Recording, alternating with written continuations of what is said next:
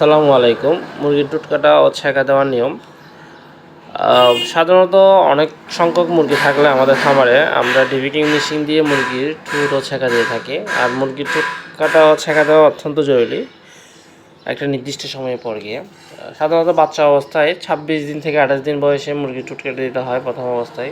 এরপর পরবর্তীতে টুট বড় হওয়ার নিয়ম অনুসারে মাঝে মাঝে ছ্যাঁকা দিতে হয় 1 মাস বা 1.5 মাস পর থেকে। সাধারণত আমি ব্যক্তিগতভাবে এইভাবেই মুরগির টুট ও ছ্যাঁকা দিয়ে থাকি। অল্প সংখ্যক মুরগি থাকলে আপনি ঠিক এইভাবে করেই মুরগির ঠুট ও ছ্যাঁকা দিয়ে দিবেন।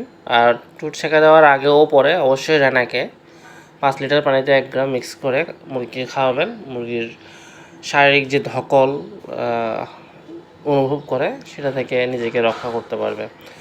আর অবশ্যই খুব সাবধানের সহিত মুরগিকে ঠুটটুকু এইভাবে করে কেটে নেবেন। আশা রাখি আপনারা খুব সহজে আপনাদের মুরগিকে ছ্যাঁকা দিতে পারবেন। ধন্যবাদ।